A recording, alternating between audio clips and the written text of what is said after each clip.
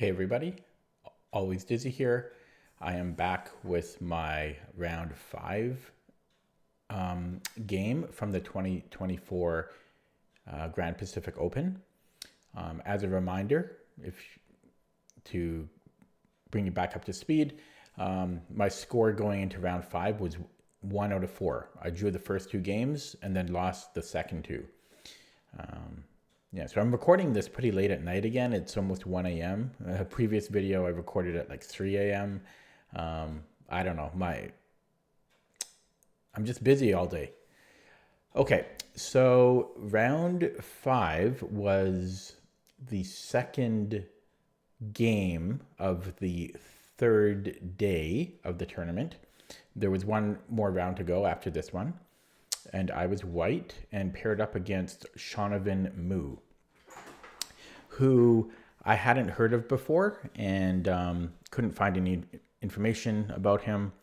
And going into the game, my spirits were pretty low because I had just finished losing a game prior to this one, and my score was, 1 out of 4.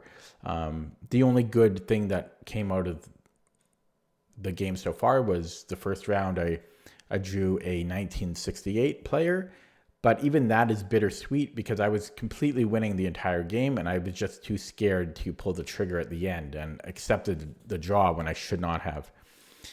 So since I couldn't find any information about my opponent, I went into the game blind, which is fine with me. So I played e4. And he played e6. And by the way, I think sometimes I forget to give information about my opponent. So he was maybe around like 15 or 16 years old as a guess. And after the game, I did go to the Skittles room and discuss the game with him after. So here we have the French. And I played knight d2. So the Tarrasch variation. Now I haven't been having stellar results with this lately, both over the board and online. And if you are a regular viewer of my channel, you might recall that a month prior to this tournament, in my previous tournament, I played a French Tarrasch and lost that game. So yeah, I have not been having great results with this. The reason I originally played knight d2, because way back in the day when I was still kind of just getting into chess, I used to play knight c3, but then I seem to recall having a lot of troubles with the Winnower variation, and it was just too sharp for me, and I did not like it. So I switched to knight d2, which I read about or watched online that it stops this, because now with bishop b4 we can just play c3, right? So it stops the Winnower variation while still having the other properties of the classical line. However, as I say, I've just not been having great results. Actually, like online, it's not been so bad, but there's certain variations and certain lines against this that black really just gets full equalization. And then you just kind of ask, like why are you playing this if black just equalizes with ease? So anyways, I've been thinking about nixing it from my repertoire. I've been thinking about that. It's a big decision though, because it's on move 3. Like it's how I've always played against the French, and I don't know anything else. Anyways, in this game I did play knight d2 because I know this better than anything else, so that's what I played. And he played knight f6. I played e5 and knight fd7, and I played bishop d3. So all standard fare. He played c5. I played c3, knight c6. And my opponent was whipping out the moves instantly, like just as soon as he could. He'd play it right away, no hesitation, which I've noticed some players do. And it is kind of intimidating and annoying, not annoying in the sense that it's like distracting, but annoying in the sense that he's not wasting any time on his clock. Like he's just building up increment. He's not wasting a second. I played 92.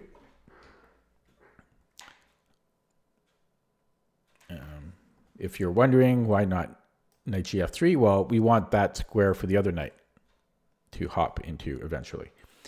So he took on d4, and I recaptured. And he played f6.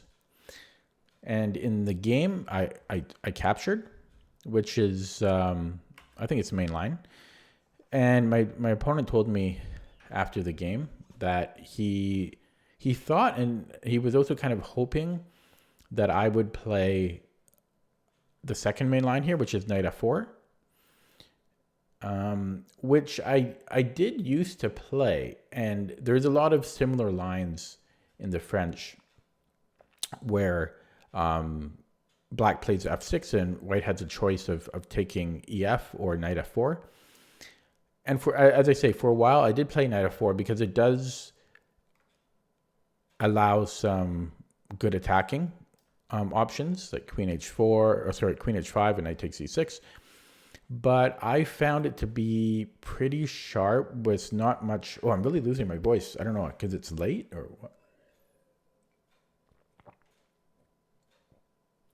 Hydrate. Because in some lines, knight f4 is not good. For example, I think it's when this knight is on f3 and then you play knight f4, it can be dangerous to even take on e6 because after black takes on e5, he's threatening a fork here. And there's even lines where, I'm trying to get rid of the arrows here, where we go like queen h5 and the king just goes to e7 and is safe there, or the queen goes to e7 and black is fine. And even if white plays perfectly, it's no better than if we just take on f6, like from a objective point of view, like an evaluation point of view. Yeah, so I took on f6, and I'll just show you like the knight f4 line here. Yeah, I'm really losing my voice. I don't know if it's late because it's late, but so if I did play knight f4 line, it would continue like this if we followed the main line. Knight takes d4, queen h5 check, king e7, knight g6 check, h takes. Now, if white takes the rook, this is this is what I mean by it's very dangerous, because this is actually just okay, why won't stupid chess space just make the move? There we go. Yeah, so if we take the rook, black is winning after just knight takes e5. And you kind of just need to know theory here on why, but he's hitting both the bishop on d3, and he's threatening to fork on c2. And I think if we do something like bring the bishop back, I'm just speculating here, maybe queen c7 even could be a problem. But this is something like -2, at least -2 for black. So it is dangerous. And if we don't take the rook, if we continue the main line, it would look like this. Knight takes f6. Then we take the rook. There's some difference with the knight here. King f7, castles e5, knight b3. Just showing you the main line here. Knight takes b3, a takes b3, bishop f5. And it's just sharp, and white really doesn't get anything out of it, or not much. And it just goes on and on. It's like a really deep line. But black is actually up. White's up the exchange, but black has a pawn for the exchange. White has double b pawns. Yeah, I mean it's not terrible, but I don't know. It's a little sharp. So let me get back to the game. So I went e takes f6 instead. Knight takes f6. And I castled and played bishop d6.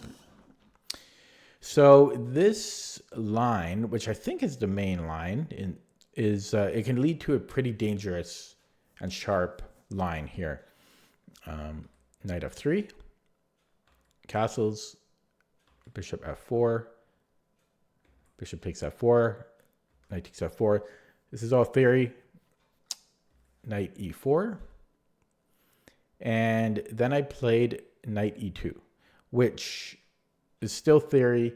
And this invites a tantalizing rook sack, which gives black a really nice attack. But with proper defense, which is not so simple for white, but with proper defense, white is better, something like plus 0.7. So I actually don't know this super well. And as I say, black does have a good attack, but it's a classical game, and we both had lots of time on the clock. I don't mind defending for the most part, especially when I know that the eval is in my favor. Now, did I? So I didn't actually, in my notes here, I didn't write down the variation. So my opponent didn't play this, but the line goes something like this. So black was sacked the exchange. We have to take. And then it's either queen h4 or knight g5. Well, it has to be knight g5, right? Yeah, so knight g5. And then you can play, I think, f4 or knight g3. I think. Yeah, and then the knight comes in. I think it can come in either way. But if knight f3, I think best is king g2. But king h1 I think is also playable, but I think king g2 is even better. And then the queen comes into h4. And if something like knight g3, I think maybe e5 can be played. Maybe not. Maybe not, because we're just going to take... Oh, I don't know. It's kind of sharp, because if... I don't know. Can we take this way? No, because we're losing the queen. So if we take this way, there's a... I don't know if just the fork is enough, or if he starts with a check here. Yeah, maybe starts with a check and then goes here. I don't know. That still kind of looks good for white, though.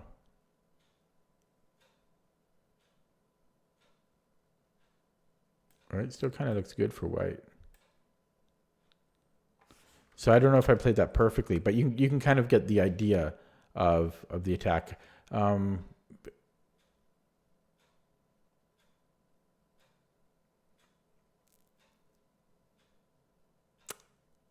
not sure. Or because I do think the queen. Well, yeah. Oh, queen g. Wait, this doesn't even make sense anyways, because I would just take the knight.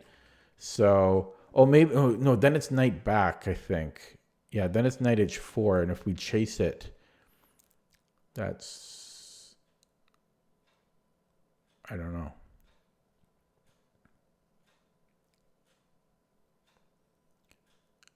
I'm not sure. But anyways, that is one of the lines here is rook takes f3. But my opponent didn't play it. He played instead knight g5, which is another way to play. But I actually didn't know this line. So I asked him about rook takes f3, and he thought about it, but he thought it was a little bit dangerous, a little bit speculative, and I don't blame him. So yeah, there's nothing wrong with knight g5, but I think it's pretty harmless. I don't really have anything to worry about. And for some reason, I thought for 6 minutes here. But I'm not sure what else I was considering, because there's not too much to consider here. I mean, taking on g5 seems to be like the only move, apart from knight e5. But I don't really remember thinking about knight e5. But the tournament was a while ago. I've been late in these videos. But yeah, knight e5. I mean, if he takes his d pawn, his e pawn rather, is not so weak as it was. But his bishop is his bishop. Oh, come on! I have to click here. How do I highlight? Okay, his bishop though, his light squared bishop is pretty bad, locked in by this e pawn, and my bishop opens up. So maybe I might have been considering that, but he also doesn't have to take, and so I might have been, maybe I was considering knight e5, and then I was looking at stuff like knight b4. It's possible I was looking at something like this, and then I wasn't sure about this. Anyways, in the game, I took on g5. Let me drink some more.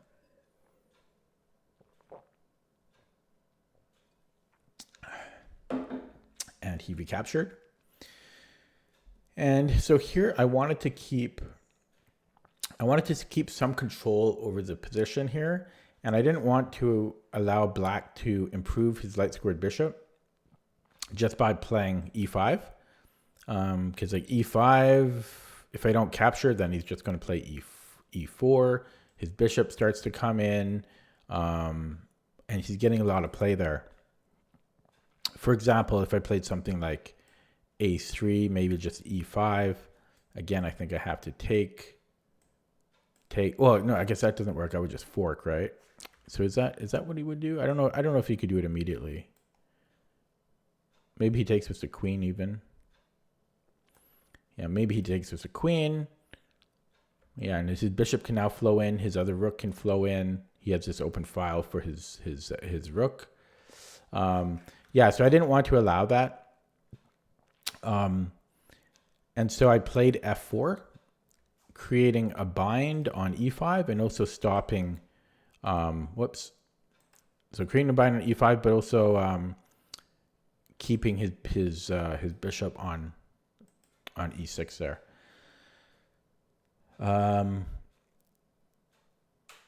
So here the move before f4, we were 15 moves into the game, and my opponent actually had 2 more minutes than he started with. That's how quickly he was playing. I mean, most of it was theory, but still, he had 1 hour and 32 minutes on his clock. I had a lot of time as well, but he had 2 more minutes than he started with. And after I played f4, this was the first time in the game that he actually thought. And boy, did he think. He thought for 9 minutes on his reply, but for the rest of the game, he continued to think very slow. So it's kind of interesting. He played the opening super quick, and then from here on out, he played very slow every move. And he played queen f6, which is like the best move. And in this position, I remember thinking, like planning this out during my opponent's think here. And so there was a bit of a maneuver that I was considering. And d4 is currently defended indirectly, right? Because if knight takes d4, it's my move, right? If I made some random move like a3, so this is defended because if we capture here, I have this discovery. Oh, it's check. Oh, maybe that's why I did it too. So it's not even defended. Yeah, I forgot about that. Yeah, so if I did just play a move like a3, he has this check. Yeah. So d4 was undefended here. And I didn't want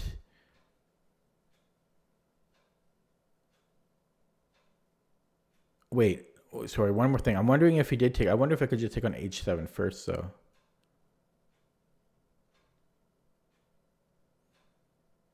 No, that doesn't make any sense. No, it doesn't make any sense. Yeah, so I didn't want to put my bishop on well, here, instead of a3. I didn't want to go to bishop b1 because I'm just blocking my rook on a1 from developing.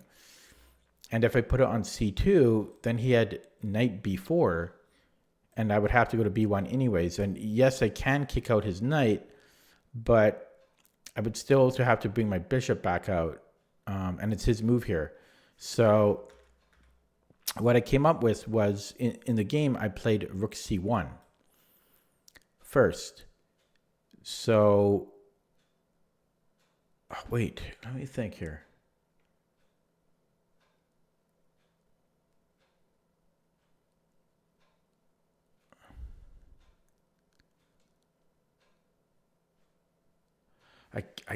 I don't want to put on the engine because it'll break my computer.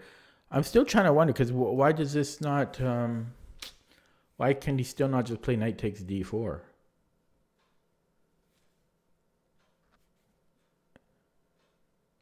I'm going to sneak a peek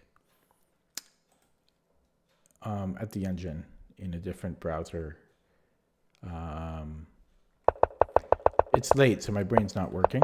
If I'm missing something obvious here.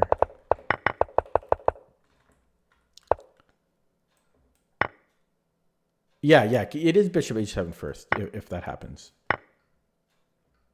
Yeah, I was right. I was right before. So getting back to the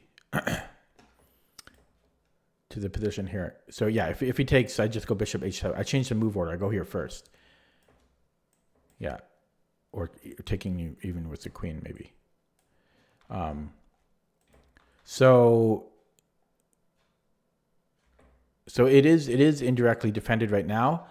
The d4 pawn is, but I was still worried about him doing stuff on d4 because I think I was worried about king h8, for example. Like it's my, if I made some random move like king h1, I was kind of worried about king h8.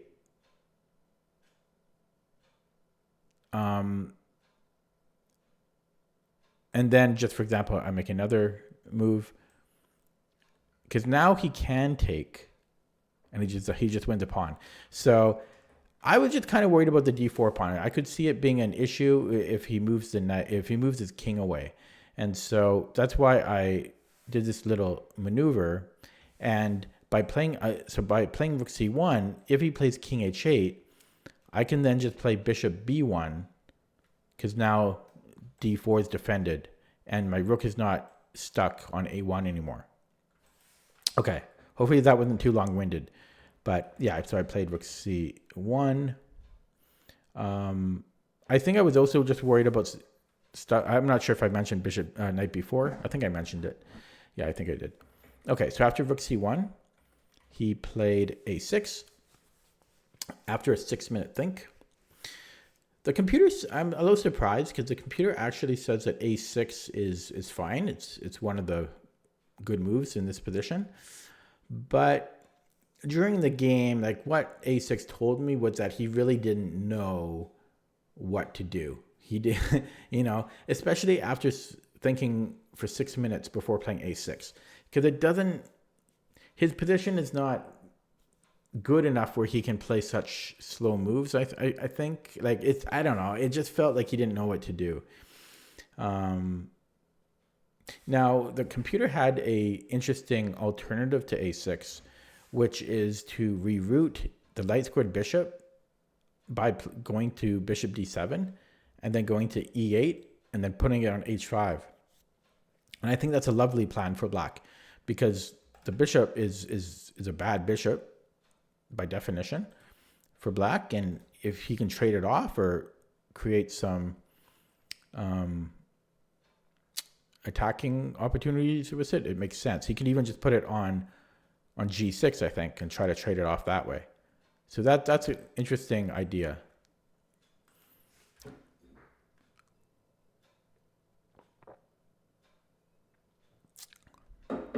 Okay, so after a6,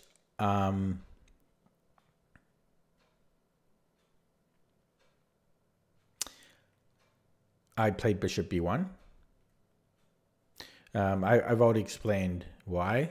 So I played bishop b1. And here it also helps support queen c2 or queen d3 going for the h7 pawn. He played bishop d7 after a 9-minute think. And so I was starting to become very confident at this point, not so much because of the position, although I did like white here, but just because of how long he was thinking, it just gave me a lot of confidence because he's spending a lot of time. I'm keeping my time intact, and it showed that he was not comfortable here. But he did play bishop d7, which, I guess what else is he going to do? He can't keep the bishop on c8. I played king h1. So I wasn't really so scared of something happening here, although that was like a side benefit. But really, I just wanted to open up the square for my rook, because then I'm planning g4, g5, maybe like h4, because I think I have all of the ingredients to start attacking on the king side here. My opponent played bishop e8, so kudos to him. He did find that stockfish idea of bringing out the bishop this way. So that's a good move. Yeah, bishop e8 was a good move here. I'm not sure would I have found that if I was black. I'm not sure. I played g4, and he played queen h4. I don't know. I think the computer says this was fine. I don't know if I would have played this though, because the queen by itself coming in there, I don't know. It seems a bit much. I played rook g1. And the computer actually says that the eval here, you can pause the video if you want to give it a guess on what you think the eval is, but it's actually 0. It's completely equal. But I was pretty happy with my position, at least pretty content, especially with how slow my opponent was playing. In fact, he spent 14 minutes on his next move, which I thought was pretty bad and desperate. And that was g5. Yeah, it just did not seem necessary. I think desperate is the right word, because yes, I think this is a pleasant position for white. Again, I'm surprised it's only equal, but he could have been more patient here. I feel this is too weakening of his king side and his king, and he doesn't really have his pieces active enough to where he can start like counter attacking. So I'm not sure what I could recommend instead. Maybe bishop g6, trying to again trade off the bishops. That also lets his other rook kind of start to get into the game. Maybe he even just brings his queen back. I'm not sure, but yeah, this seems a little bit desperate. g5. Come on, let me make the move. There we go. And then I played f5, which is the best response.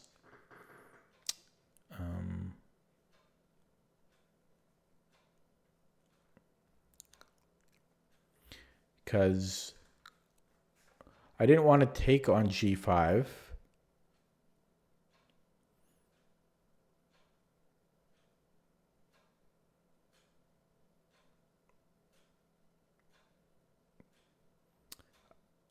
I mean, I didn't hate it. Taking on g5 doesn't look terrible, but f5, I'm just getting more space. I'm getting more control. If he takes, I can take with the bishop. If he doesn't take, then I'm going to take him. So, yeah, I played f5. He recaptured. I took with the bishop. I didn't take with the pawn because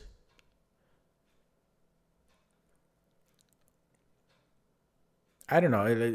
I didn't want to separate my pawns, and I'm blocking my bishop. It felt like I'm not really going to do much by pushing it. And it's just kind of in my way. So I took with the bishop. Plus, he can't dislodge my bishop easily.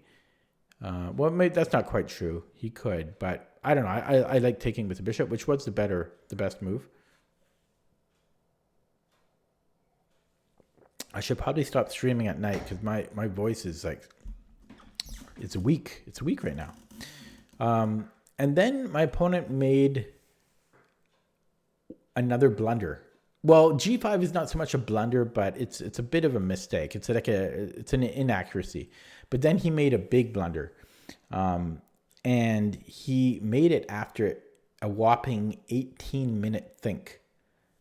So I mean that's a long think, 18 minutes, even in a classical time control. So again, this is not a pleasant position for black. This is a little miserable for black, I think, positionally. But he made matters worse with what he played, and I think he was, again, kind of just desperate. And he played h5. And this just further weakens his king. And it neglects piece development. Like his bishop is still not active. His knight isn't really doing anything. And his rook on a8 is really not pulling its weight. So I was expecting him to play a move like bishop g6 when I don't know if I didn't even have an answer on what I was going to respond with. Maybe knight g3, possibly I would take, but this is only like, these positions are only like plus 0.6 or something, maybe slightly higher. So black is still in the game, but I do still prefer white here. But that would have been much better than what black had played. And if he doesn't play bishop g6, I think he can just kind of do nothing. Or like king h8, I think is another idea. And then bishop g6, maybe even knight e7, although that lets my rook get into the game, so maybe not. But yeah, h5 was too weakening. I think he needed to be more patient here.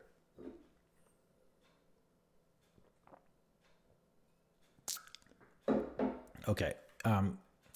And then I had this idea in mind, my next move. I had it in mind for a little while, so I played it fairly quickly, and that is queen b3. It just created way too many threats. I'm threatening b7, threatening d5, and I think I was threatening other things as well.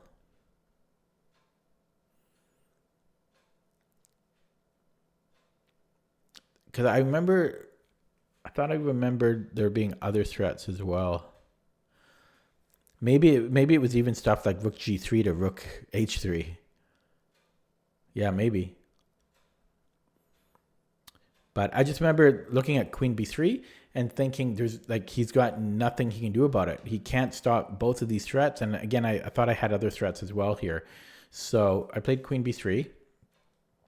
My opponent played rook d8. And around this point in the game, my opponent was not happy. He was in a lot of distress and shaking his head, and he was not happy about the position. He kept I kept sighing, and he was kind of making his moves kind of loudly and hitting the clock. It wasn't like super distracting or anything, but you could just tell he did not like his position, which was music to my ears. So, I mean, I loved my position here. I felt I was winning, but it helps to know that your opponent is frustrated. So I took on b7, and to give some context of the clock, I had 50 minutes, and my opponent had 6. So I told you, ever since move 16, he was burning a lot of time per move. So he was already in time trouble here, 50 minutes to 6. Out of that time trouble, he made another mistake here, but to be honest, the eval here is something like +6 or +5. But he played rook f7, and he didn't see the problem with rook f7 until I played bishop e6, which I did have planned. And he played rook b8. I took on f7 with check. He recaptured with the bishop. And I took on c7. And he played rook takes b2. So here, despite having 50 minutes on my clock versus my opponent's 3, I started to get a bit nervous, believe it or not. It's just something, it's just a quirk I have. When I'm completely winning, that's when I get the most scared. Well, maybe not the most scared, but I tend to get pretty scared when I am winning. And I got a bit nervous of him doing things with this rook and queen, and I didn't want this rook to stay in my camp. There's not even any concrete lines I can show that gives black like something that I should be scared of. But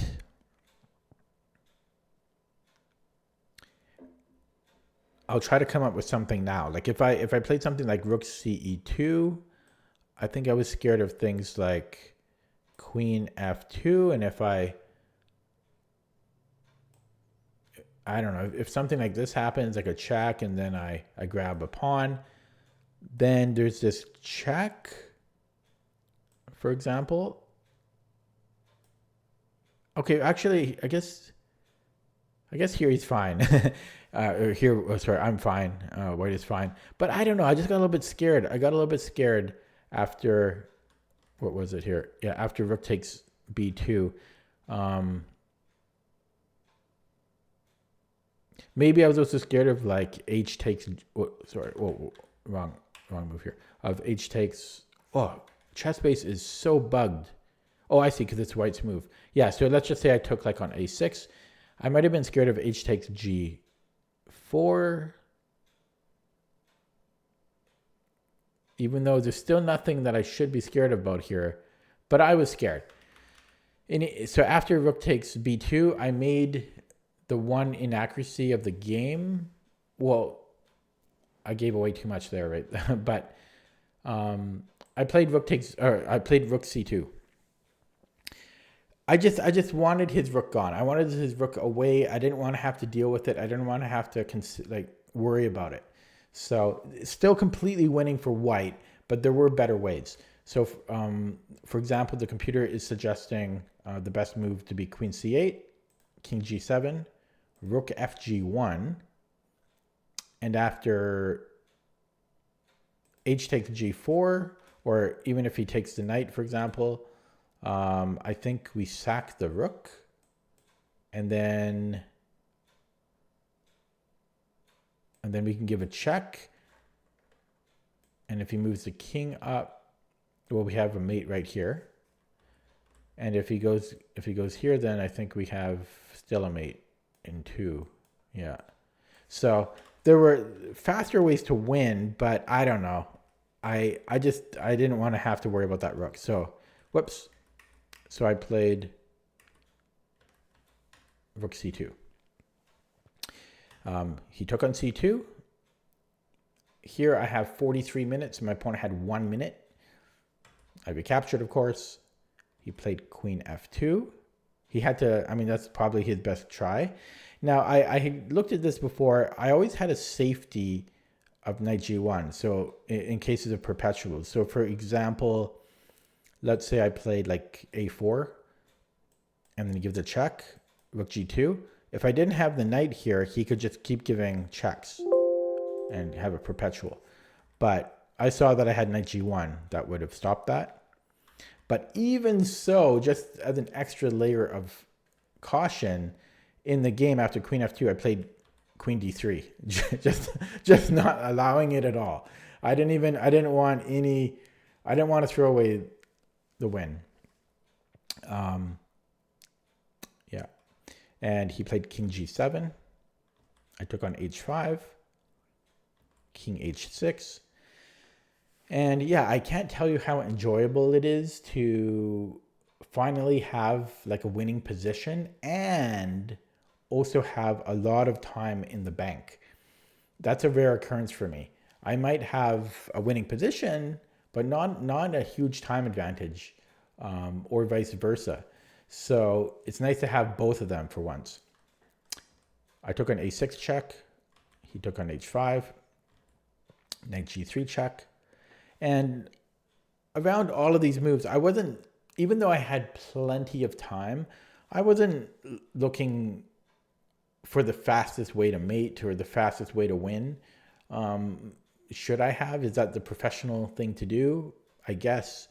But I was just looking for the quickest ways to victory. Not so much a number of moves, but I was looking for the safest and simplest ways to continue here. I don't think there's no need to try to find the fastest mate. It takes too much energy. So after king h4, I went queen h6 check, king g4. A little surprising that he's not resigning, but younger players, and not just younger players, older players do this too, but sometimes it's just kind of hard to admit defeat. I mean, I kind of did this. I did this myself in the previous game. I didn't resign for a long time, especially when you're low on the clock. Like my opponent only had 1 minute, so he doesn't really have time to kind of slow down and reflect that he's just losing. So I played h3 check, king f3, and I played rook f1. So queen f6 is actually the faster way to win, but for some reason, I just wanted to eliminate any possibility for me to screw things up. So I just wanted that queen off the board. So even though this is a check, I just wanted, I can guarantee his queen off the board in 2 moves. I guess I could do it here too, but yeah. So I just played rook f1, just get that queen off the board. He took the knight. And then I played queen c6 check. And here my opponent resigned. So yeah, he was not a happy camper at this point. He was pretty upset. However, he was up for analyzing the game after, so we went to the Skittles room and analyzed the game. And once we went there, he was in much better spirits. So he was actually pretty jovial. And we discussed the game together. And it's hard to do that when you lose. I don't like to do that myself. I usually decline. If my opponent won the game and he wants to look at the game, or he or she wants to look at the game after, and I lost the game, most of the time I'll decline. Because I don't want to look at a game I just lost.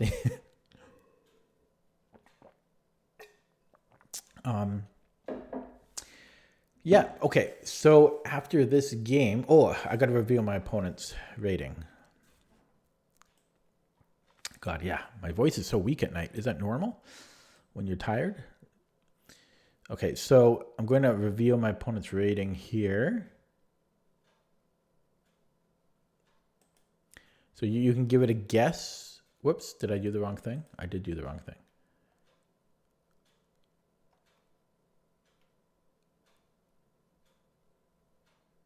There we go.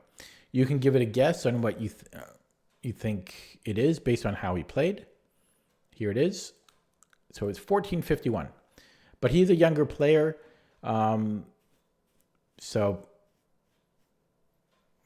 he probably still underrated. Sorry, I heard voices outside, kind of spooky because it's 1 a.m.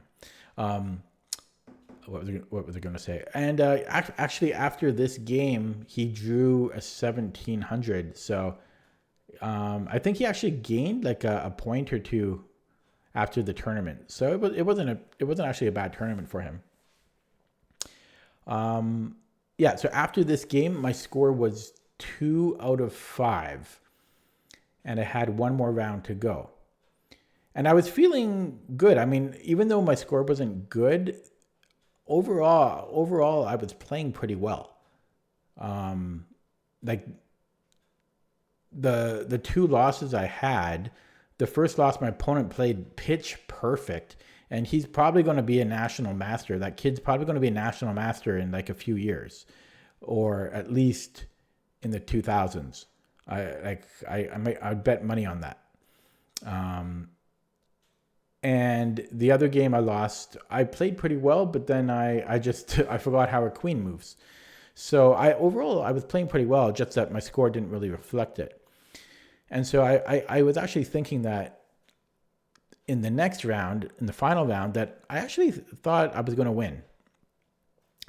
However, and here's a turn of events for you guys, I was eager to play the final round again. I really thought I was going to win, and I thought I was going to finish with 3 out of 6, which is not bad for an under 2000 section.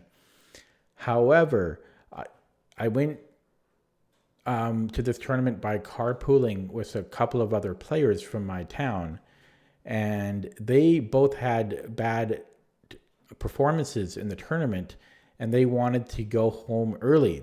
They withdrew and wanted to go home early.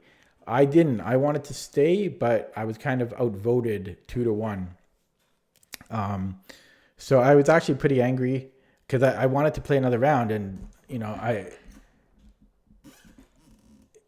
I also could have saved a night of the hotel. I paid for a whole extra night of hotel. Anyways, I won't be doing that again. So I won't be doing that again. So pretty unfortunate. So I ended up just playing 5 rounds and scoring, 2 out of 5. 2 out of 5. And I'm just going to open up my window here. So I lost rating in the tournament because of just the pairings I had. I lost a lot of points. I lost about 40 points or so. 38 points, I think. 37 or 38 points. And my new rating now after this tournament is 1533. So if I just look at my history, my tournament history here. So my last 4 tournaments, last 3 tournaments in a row, I've lost rating. So I went from 1665 to 1622 to 1571 to 1533. So yeah, so every tournament of 2024, I've lost rating. Every tournament this year. And I've lost 132 points. That's a lot. I lost 132 points over the past 3 tournaments. But it sucks, but I'm not too upset because a lot of this rating that I've lost to were against kids that are severely underrated. As I say, the kid that I lost to in this tournament, he gained like 250 points in this tournament alone. So yeah, I just I think I can get back to 1600. I just need a little bit of luck on my side. Yeah. Okay. So that's going to be it for this tournament series. I actually did also have a whole other video planned about what I ate, but I feel a little bit silly about posting that because, it's not too interesting. It's not really chess related, but let me know if you actually like to see that and I'll post it. Yeah, so that marks the end of the 2024 Grand Pacific Open for me. I don't know when my next tournament will be. There are plenty of tournaments here, but they are expensive to go to and tiring to go to. The next one is next month, the Carey's Memorial, which is a big tournament. But I'm not planning to go there unless something big happens. I don't know. I win the lottery or something because, it's just too expensive on the mainland. Okay. I better rest my voice now because I'm really starting to lose it. Thanks for watching. Hope you enjoyed the series. I'll have more content for you soon. Take it easy. See you next time.